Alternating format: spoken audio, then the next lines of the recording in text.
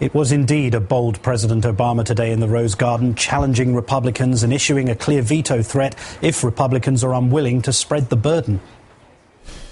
I will not support any plan that puts all the burden for closing our deficit on ordinary Americans. And I will veto any bill that changes benefits for those who rely on Medicare but does not raise serious revenues by asking the wealthiest Americans or biggest corporations to pay their fair share. We are not going to have a one-sided deal that hurts the folks who are most vulnerable.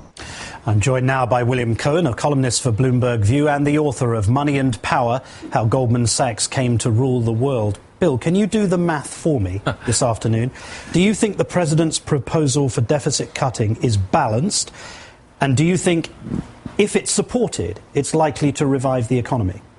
Well, look, Martin, he talked about a lot of different things today, and what's behind the numbers is not exactly clear, like how the millionaire's tax would actually work, whether it's a substitute for the alternate minimum tax. We don't know quite all those details yet, but his combination of raising taxes and cutting spending is the kind of proposal that is fair to, I think, most Americans, and is the kind of thing we need to do to show, long overdue by the way, to show that we're going to get our fiscal house in order.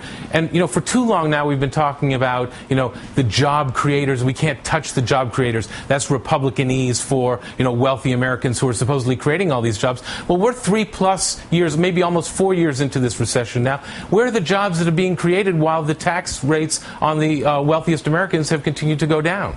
We keep hearing this refrain. He doesn't. The Republicans say that if you tax entrepreneurs, you're suppressing the very people, you're disincentivizing the people who are there to be encouraged to create jobs. But I thought, in addition to the point you just made, where are the jobs? I thought that the biggest job creators were the small business owners. These are people who only make $200,000 a year. Absolutely right. I mean, the small businesses, the family-owned businesses in this country, they're the ones that are still struggling to get access to capital from banks who are supposed to be in the business of providing that capital. They have been struggling to get those loans to grow. They have been struggling to hire more people. We need to stimulate demand, in part by, trying to balance our fiscal problems so that our credit ratings go up, so we don't get downgraded further by S&P, so our standing in the world is high. We need to help small businesses create jobs as soon as possible, and that hasn't been happening. Can you explain very simply why it is that someone like Warren Buffett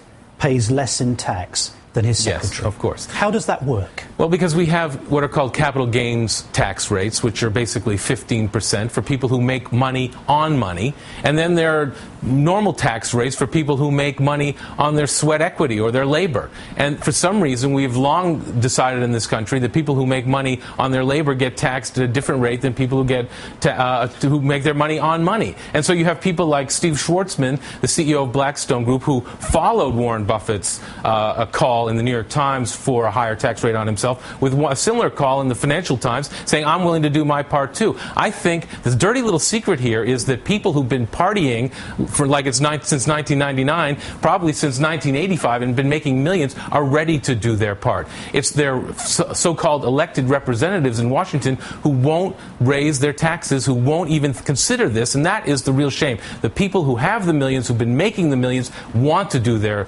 fair share now. It's the equivalent of a call to arms and, a shared sacrifice, and it's long overdue in this country. William Cohen, as ever, thank you so much for joining us.